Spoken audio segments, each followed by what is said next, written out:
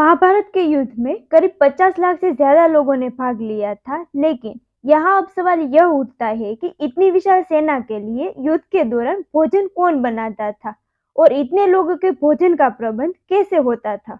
और इससे बड़ा सवाल यह है कि अब हर दिन हजारों लोग मारे जाते थे, तो शाम का खाना किस हिसाब किताब से बनता था।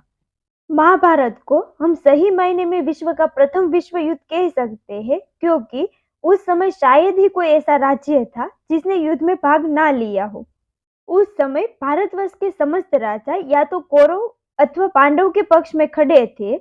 हम सभी जानते हैं कि बलराम और रुक्मी ही ये दो व्यक्ति थे जिन्होंने इस युद्ध में भाग नहीं लिया था, किंतु एक और राज्य ऐसा था जो युद्ध क्षेत्र में होते हुए भी युद्ध के विपरीत था, और वो था दक्षिण राज्य का उडुपी।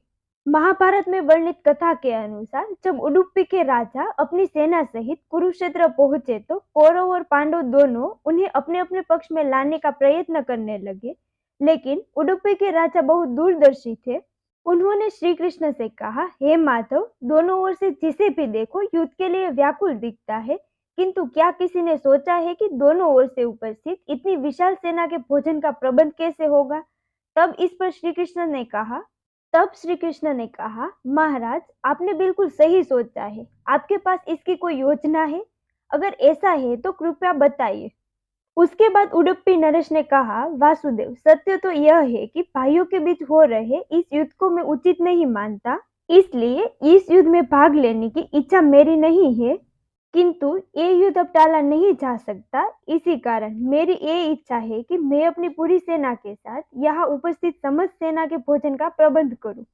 राजा की बात पर श्री कृष्ण मुस्कुराए और कहा, महाराज, आपका विचार अति उत्तम है। इस युद्ध में लगभग 50 लाख योद्धा भाग लेंगे, और अगर आप जैसे राजा उनके भोजन के प्रबंध को देखेगा तो हम सभी उस ओर से निश्चित ही रहेंगे। वैसे भी मुझे पता है कि सागर जितनी इस विशाल सेना का भोजन प्रबंध करना आपके और भीमसेन के अलावा कोई और नहीं कर सकता, किंतु भीमसेन इस युद्ध से खुद को अलग नहीं कर सकते। अंततः मेरी आपसे प्रार्थना है कि आप अपनी सेना सहित दोनों ओर की सेना के भोजन का प्रबंध करें। इस प्रकार उडुपी के महाराज ने सेना के भोजन का प्रभाव संभाला। पहले दिन उन्होंने उपस्थित सभी योद्धाओं के लिए भोजन का प्रबंध किया। उनकी कुशलता ऐसी थी कि दिन के अंत तक एक दाना अन्न का भी बर्बाद नहीं होता था। जैसे जैसे दिन बीतते गए, योद्धाओं की संख्या भी कम होती गई। दोनों ओर के योद्धा यह देख हैरान हो जाते थे कि दिन के अंत तक उडुपी नरेश केवल उतने ही लोगों का भोजन बनवाते थे जितने वास्तव में युद्ध के बाद जीवित होते थे। किसी को समझ नहीं आ रहा था कि आखिर उन्हें ये कैसे पता चला कि आज कितने योद्धा की मृत्यु होगी। 18वें दिन युद्ध समाप्त हुआ और पांडव की जीत हुई।